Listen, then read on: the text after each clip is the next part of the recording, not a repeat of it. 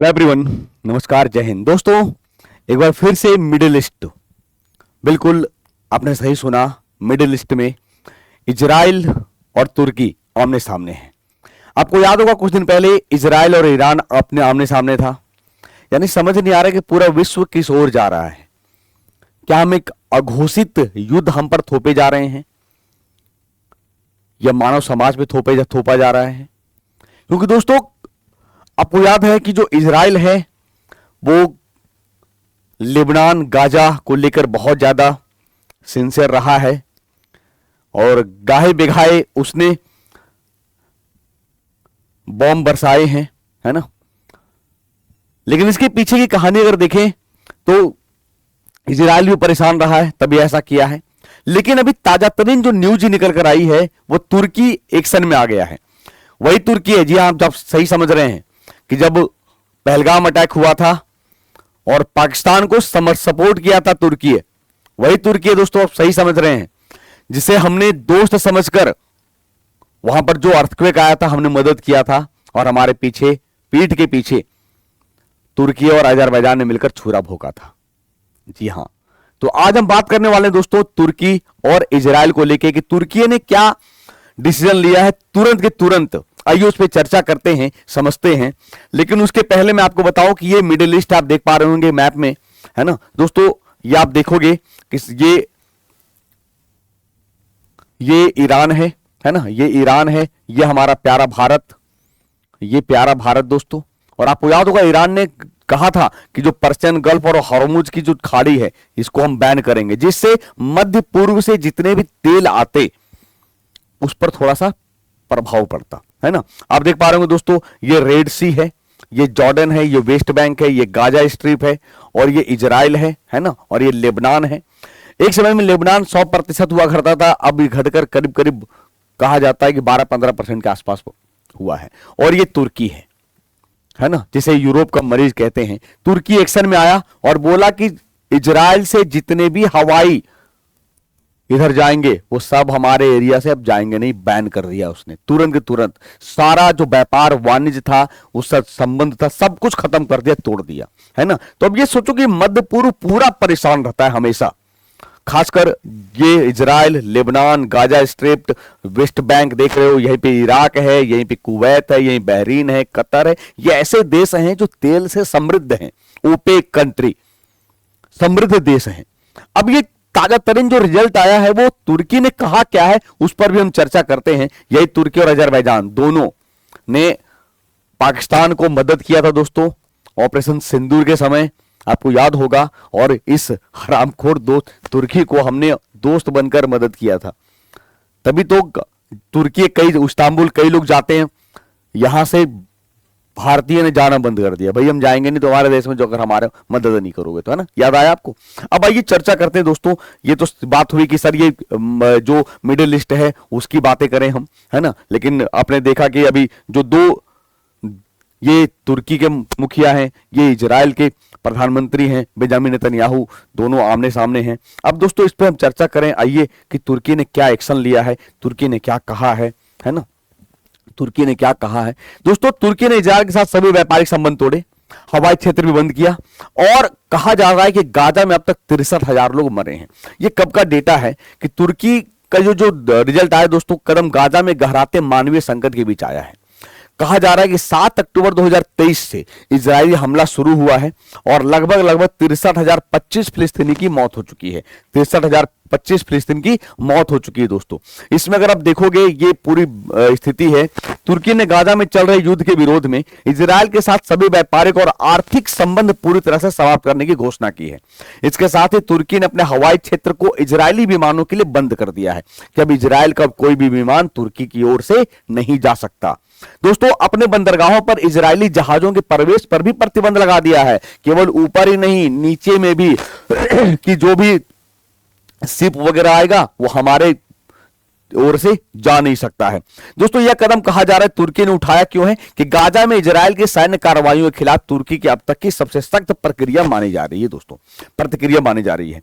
अब अगर मजे की बात देखें कि तुर्की के विदेश मंत्री हकान फिदान ने कहा है, अंकारा कैपिटल तुर्की का, है ना, अंकारा, आपको याद?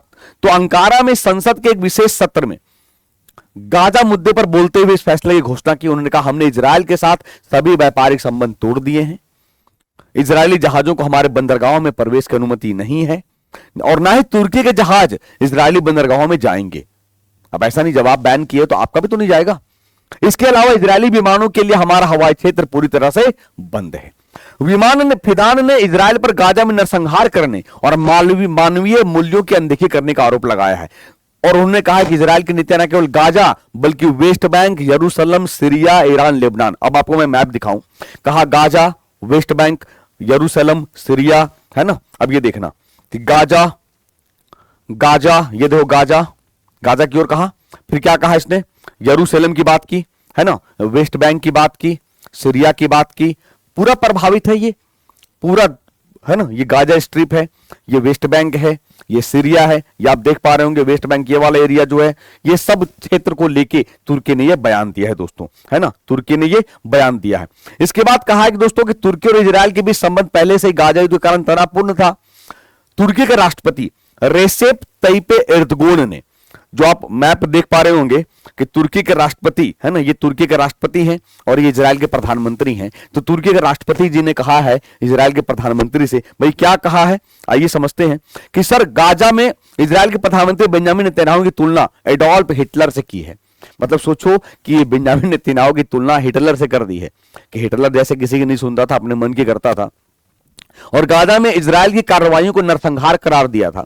तुर्की ने पिछले साल इजराइल के साथ प्रत्यक्ष व्यापारिक संबंध तोड़ दिए थे कि अब कोई डायरेक्ट रिलेशन रहेगा नहीं आपसे, जिसमें अस्थायी युद्ध विराम और गाजा में मानवीय सहायता की तत्काल अनुमति की मांग की गई थी। 2003 में दोनों देशों के बीच $7 अरब का व्यापार हुआ था, जिसमें मुख्य रूप से स्टील, तेल, प्लास्टिक जैसे प्रमुख व्यापारिक आइटम शामिल थे। अब ये तो बात हो गई सर कि व्यापारिक प्रतिबंध खत्म हुआ, लेकिन अब जो हुआ है ये बहुत बड़ा फैसला है कि हमारे क्षेत्र से कोई हवाई जहाज नहीं जाएगा, हमारे क्षेत्र से आपका कोई जहाज नहीं जाएगा, बंदरगाह पे रुकेगा नहीं। मतलब आप देखो ना, मैप देख लो, ये क्यों ऐसा फैसला आया है। अब ये देखो, जैसे आप ऐसे में समझना कि मैं समझाने की कोशिश करता हूं, जैसे ये समझो, है ना, ये देखना, जैसे ये आप देखोगे कि ये सर ये इजराइल है।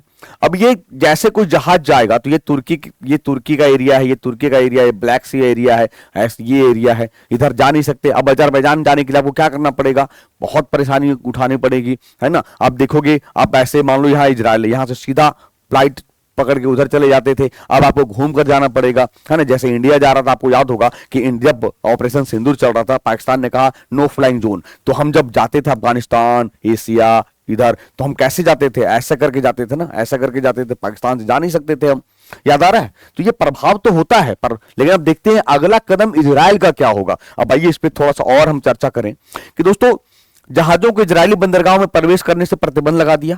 तुर्की के बंदरगाह अधिकारियों ने शिपिंग एजेंटों से यह प्रमाणित करने के लिए पत्र मांगना शुरू कर दिया है कि कहीं ये जहाज इजराइल से तो नहीं है, संबंधित नहीं है, ना ही वे सैन्य या खतरनाक सामग्री लेकर जा रहे हैं।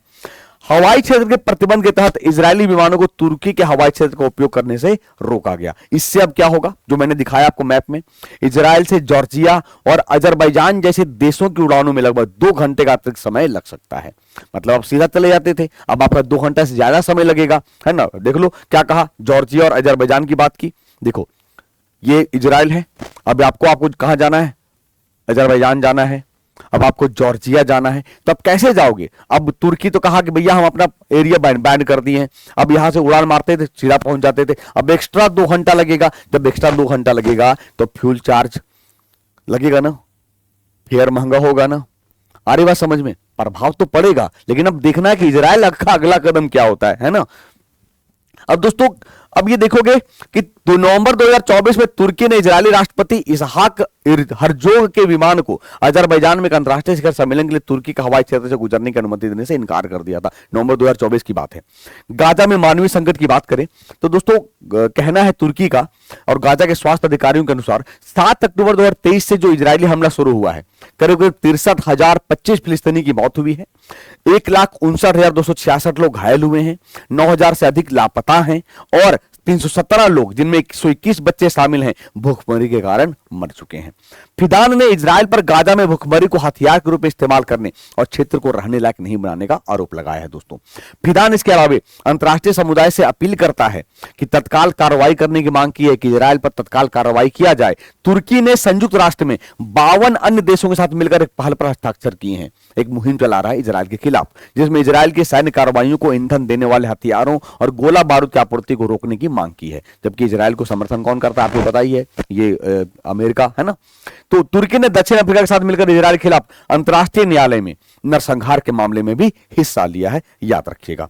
तुर्की की संसद के स्पीकर नुमान कुर्तुलमुस ने गाजा में इजराइल की नीतियों के खिलाफ संयुक्त राष्ट्र और अन्य अंतर्राष्ट्रीय संगठनों से इजराइल को निलंबित करने की मांग की है। इस कदम से दोस्तों तुर्की और इजराइल संबंधों में और खटास आएगा, संबंध खराब होगा। संबंध पहले से खराब है और खराब हो जाएगा। दोनों देशों के बीच 1997 से एक मुक्त व्यापार समझौता था, FTA, जो भारत ब्रिटेन से किया था, आपको याद होगा है ना, फ्री ट्रेड एग्रीमेंट। लेकिन अब पूरी तरह से यह समाप्त हो चुका है। इजराइल की सबसे बड़ी शिपिंग कंपनी जिम ने बताया कि तुर्की के नए नियमों के कारण उसके वित्तीय और परिचालन परिणामों पर नकारात्मक प्रभाव पड़ सकता है। यही जो मैंने कहा कि उसका नकारात्मक प्रभाव आपको देखने को मिलेगा, क्योंकि अब सोचो अजरबैजान जाने में 2 घंटा एक्स्ट्रा लगेगा, फ्यूल लगेगा ना, फेयर महंगा होगा ना। तो समझने की जरूरत है इजराइल को भी और तुर्की को भी। बाकी बात भाई साहब, ये दोनों भाई साहब हैं आपके सामने हैं जो अपने अपने पे अड़े हुए हैं। उसी का परिणाम सोचो फरवरी 2022 में रूस और यूक्रेन आमने सामने है ना। तो युद्ध किसी भी चीज का अंत नहीं हो सकता, बैठकर बात करना ही पड़ेगा, तभी उसका कोई सोल्यूशन है। जानकारी कैसे लगी आप हमें कमेंट करके जरूर बताइएगा। चैनल पे नए हैं दोस्तों, चैनल को सब्सक्राइब करिएगा। मिलते हैं दोस्तों ऐसे ही नए वीडियो के साथ, तब तक के लिए अपना ख्याल रखिए। थैंक यू, शुक्रिया। जय हिंद, जय भारत।